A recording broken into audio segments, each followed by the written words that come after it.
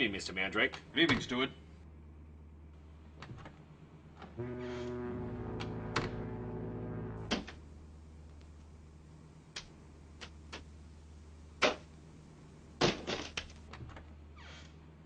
How'd you make out? Swell. I opened the vent in Mandrake's stateroom. We'll be able to hear anything he and Mr. Webster have to say. Oh, that's great. Hello, Webster. Come in. Getting ready for the show after dinner, Mandrake? Yes. Lothar, where's my dress shirt? Here it is, sir. Telegram.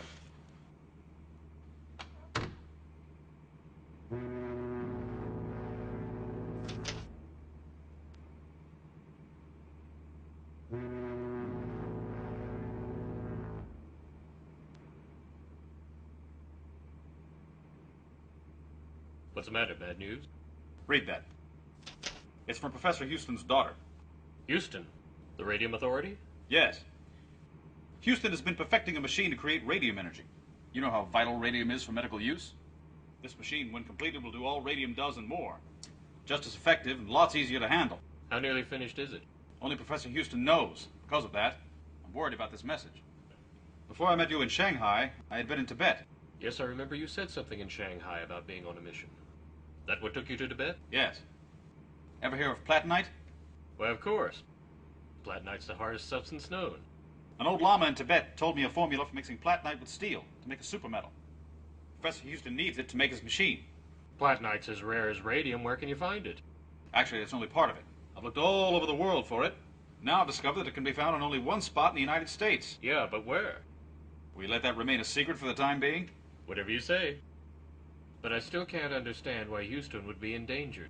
Because his radium machine, while it can be a great boon to humanity, could also be a very destructive force in the hands of racketeers or crooks. Let's forget about that. Now I have to get ready for the show. All right, take your time, Mandrake. I'll be waiting for you in the salon.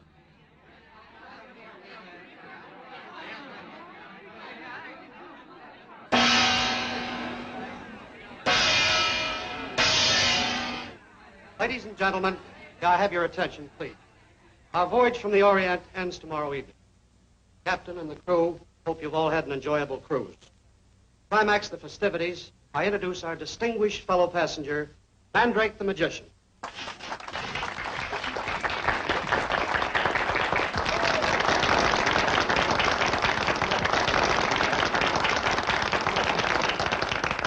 Thank you. As we're going to be a bit informal this evening, I'm going to begin by asking someone in the audience to suggest a bit of magic. Then how about you, Percy? Well, I guess we'd all like to know how to get rich quick. Very simple. I'll begin by taking a little contribution from you. Now, ladies and gentlemen, I will pass among you, and I want you to give till it hurts. Just another reason why gentlemen prefer blondes. Ah. Thank you for your generosity, Captain. Ah, the air is full of mystery. Most young ladies carry it in their stocking. No offense. It isn't hay. Lothar.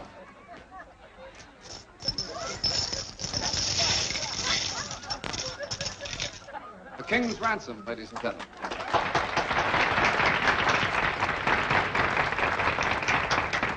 My next trick will be one that I've brought from the hidden land of Tibet, land of mystery. I have here a candle. I'm going to light.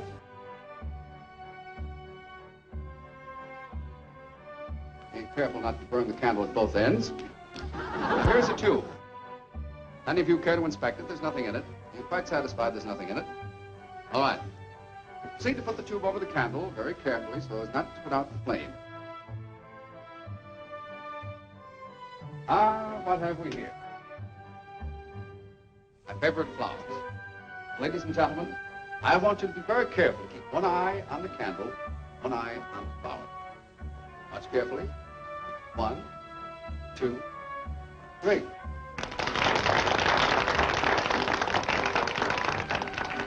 Shall we see if the candle is still lighted? Light. But what of the candle?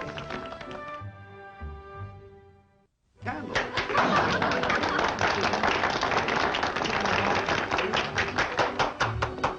Thank you. Now I will show you a trick that anyone can do at his breakfast table.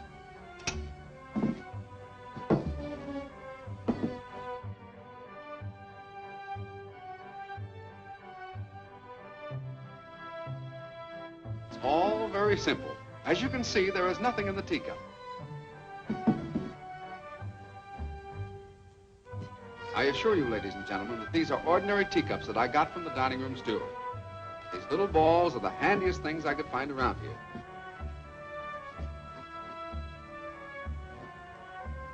There is no connection between the balls and the teacup. They never saw each other before. I wonder what the steward will do with these teacups when I return them to him. That is, if I return them to him.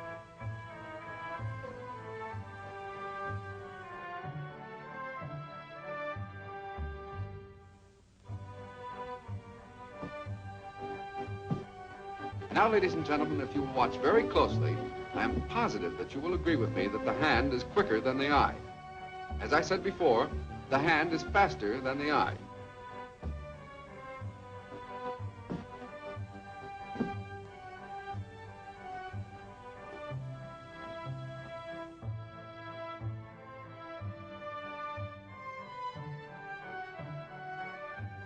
I take the ball from under the teacup and put it in my pocket. And look under the teacup again. But the ball is still there. Then I take this one and put it in my pocket. But it is still here. You know, these little balls have a funny habit. I keep putting them in my pocket, but they won't stay there, because we always find them under the teacup. Well, I hope you are enjoying this, ladies and gentlemen, because I could go on doing this all day.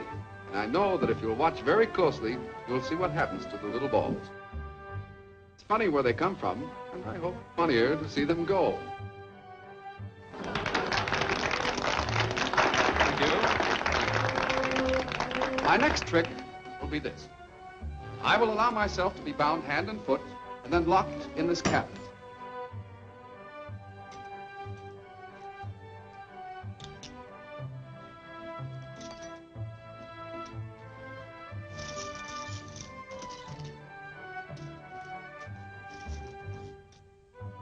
Purser, will you examine me to that I cannot release myself? Thank you.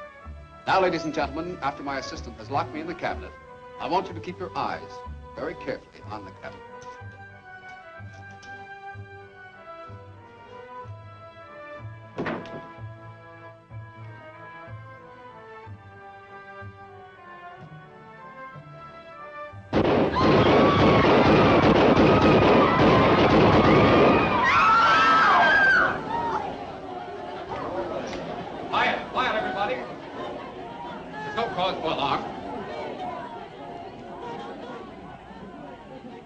Ladies and gentlemen, this concludes my performance for the evening. Thank you very much for your kind attention.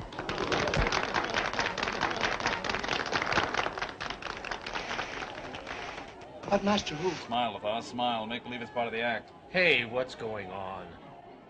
That wasn't an act. That was a real bullet. I know. Aren't you going to the captain, have the ship searched, find out who... Oh, no, that wouldn't do at all. That'd be the kind of publicity that Professor Houston doesn't want. Professor Houston? Yes. There's a connection between his machine and this attack on me. But why? There are a lot of whys that I can't answer at the moment. But this much is clear. The sooner I get to Professor Houston's home, the better it'll be.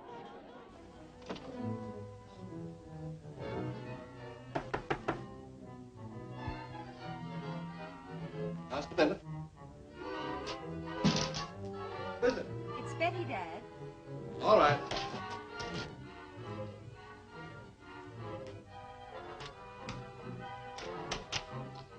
Dad, Mandrake will be here tomorrow. Well, this is good news.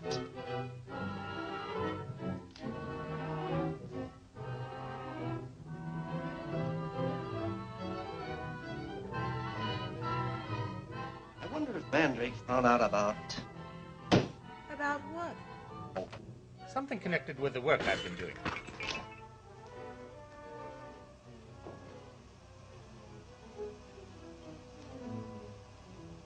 Dad, you've become so nervous and mysterious lately. Please tell me what's troubling you. It's nothing. Nothing at all. Now, don't look so serious. You aren't saving all your pretty smiles for Mandrake, are you? Mandrake?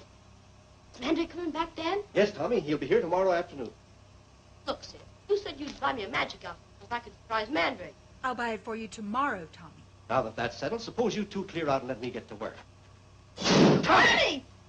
Tommy, never do that again. This tank is filled with highly explosive gas. Sorry.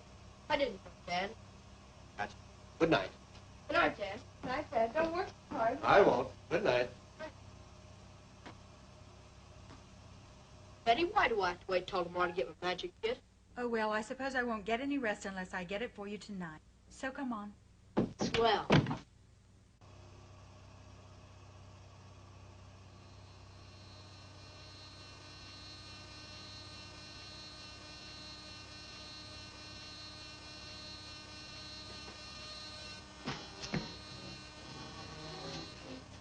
Wasp!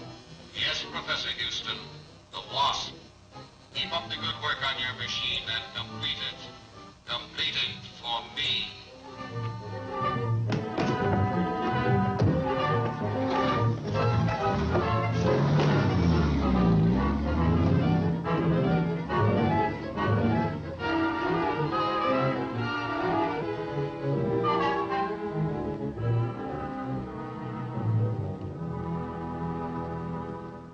Boys?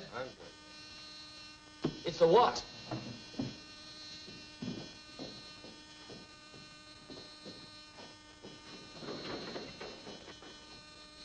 Oh, dirt!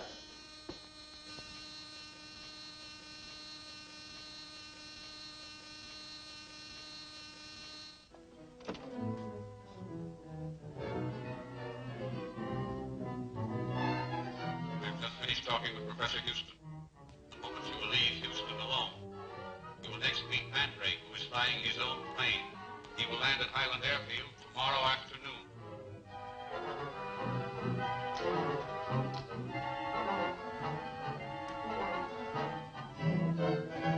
Will the Wasp be there? You wouldn't know it even if he was there. Would you? No living man would. Remember that in case you ever get too curious. No living man. See that the boys meet Mr. Mandrake at the airfield.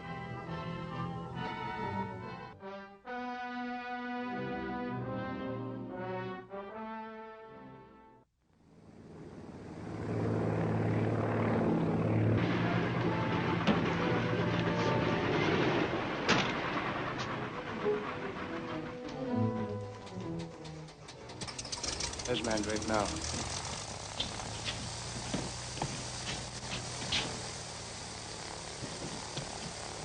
Sorry, this is only a single-seater. You and Lothar will have to follow in a regular passenger plane. Just as well we do. All right, so long. Good luck, Mandrake. I'll see you in Houston. Right on. Have a nice trip, Master. Thanks, Lothar. Watch yourself now. Plane's all set. Let's do for a little surprise.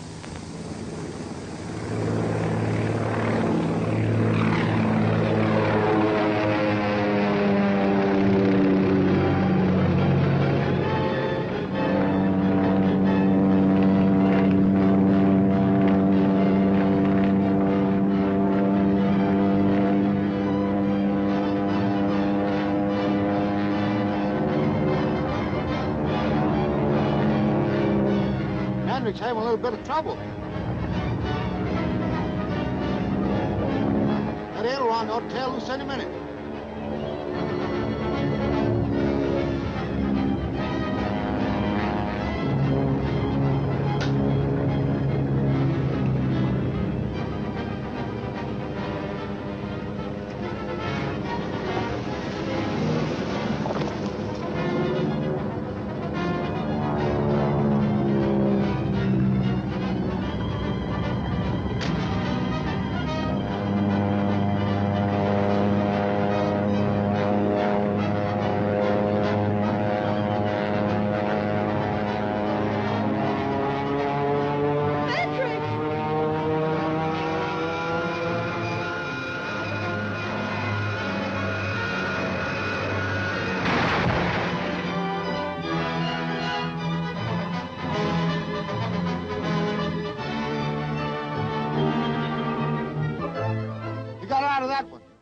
but not for long. Mandrake, are you hurt? Betty. I'm all right.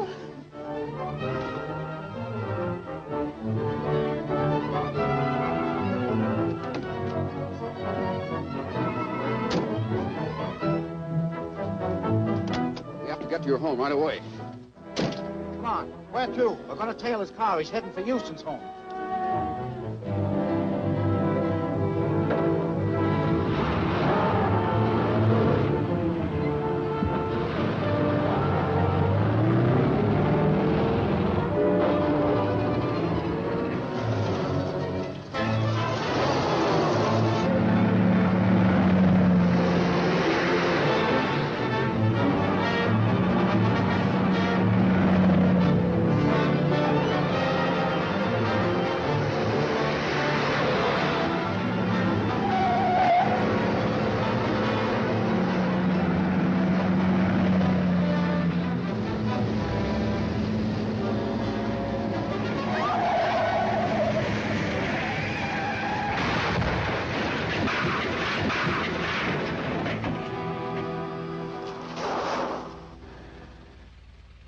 Those men won't follow us anymore. Let's get on to your house. The idiots I sent on the Mandrake assignment failed. Mandrake is now on his way to the Houston home. You still have time to get there before he does. This time you must not fail.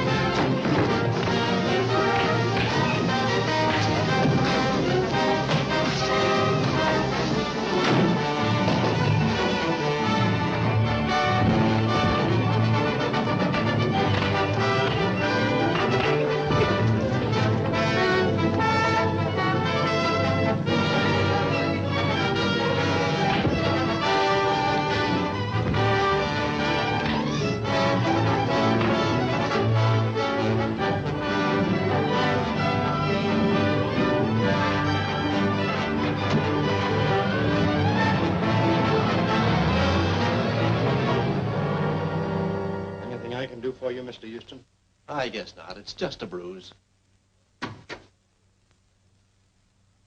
Got here just in time, Mandrake. Apparently not. I got away. What's that?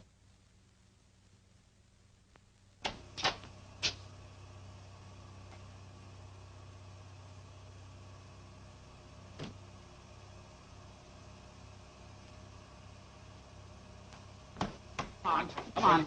Let go of me. Andre, Webster, what's going on here? I found this man prowling around the side of the house. I got no answer at the front door, so I came around here. Well, now that you had met, allow me to introduce you. Andre, this is James Webster, the famous electrical engineer.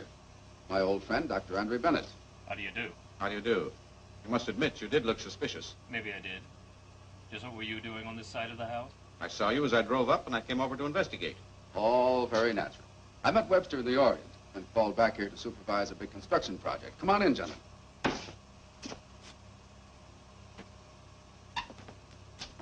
Hi, Professor Houston, what's happened to you? I had some visitors, uninvited visitors.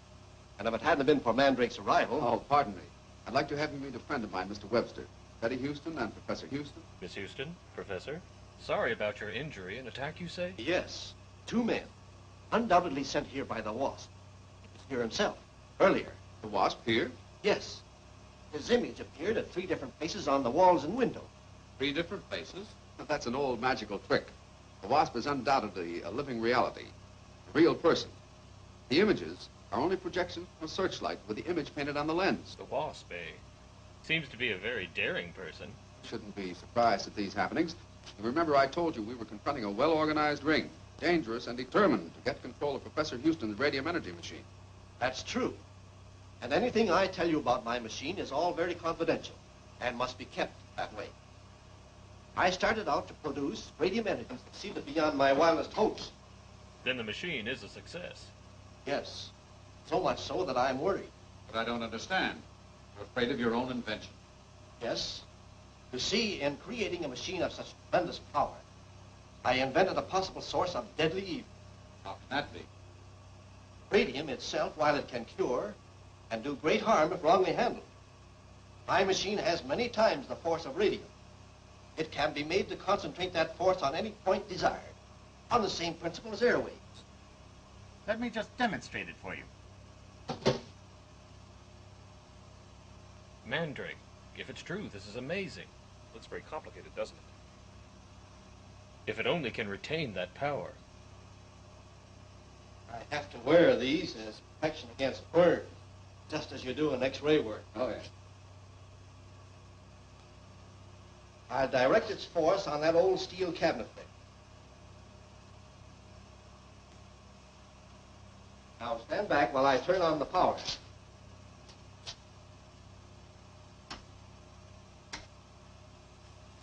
Now what?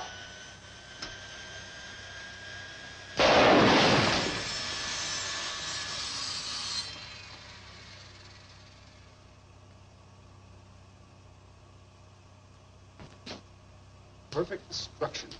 Machine has only stepped up to a small part of its power. The sad part of it is, it could paralyze all communications, like buildings, cities.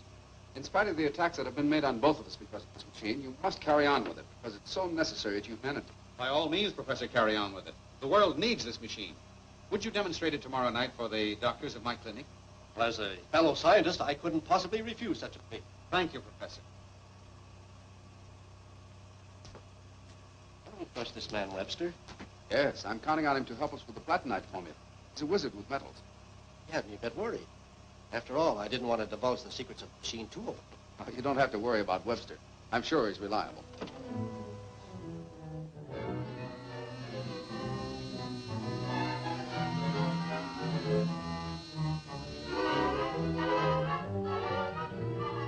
This machine is being demonstrated tonight before a group of doctors in Houston's laboratory. Be there and get the radium energy machine. Before you go, phone Mandrake. Pretend that you're Houston and ask Mandrake to bring some of the platinite with him. When he does, make sure that you get the machine and the platinite. You have failed me twice. This time you must not fail. Y'all know what this means. We'll be using 2 cars. Ward, you drive one. Kent, you handle my car. You gotta stop and make a phone call to Mr. Mandrake. Yes? No. This is Lothar. What? Very well, Professor. I'll tell him. It was Professor Houston. He said to bring the platinite with you. That's funny.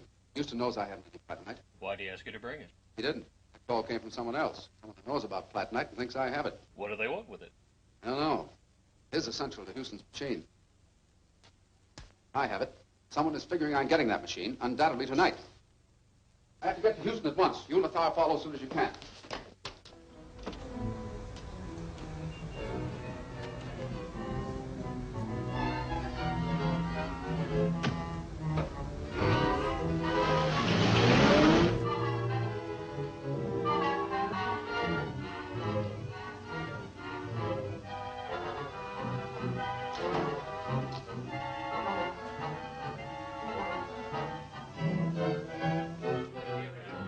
Do you think your father will mind if I look in on him for a minute? I'm sure he will. Good.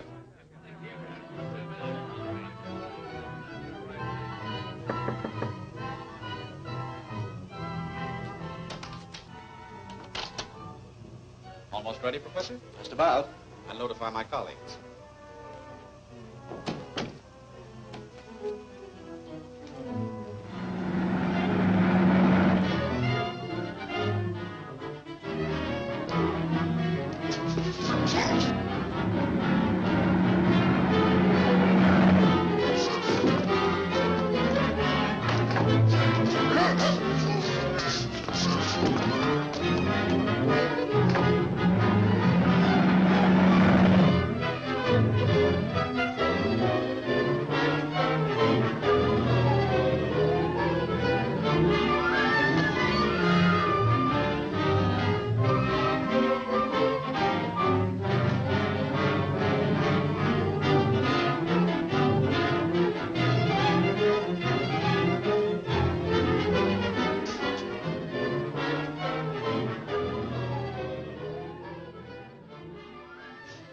all right, Professor? Yes. Did you bring the pot knife? Yes.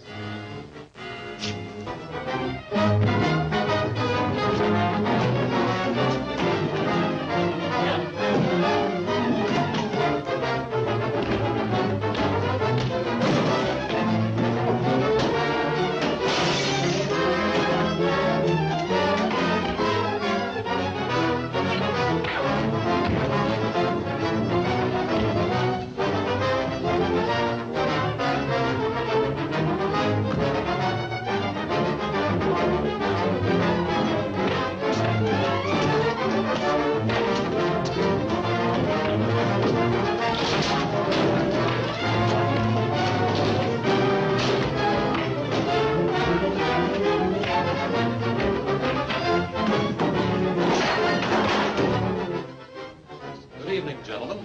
Oh, Webster, come on in.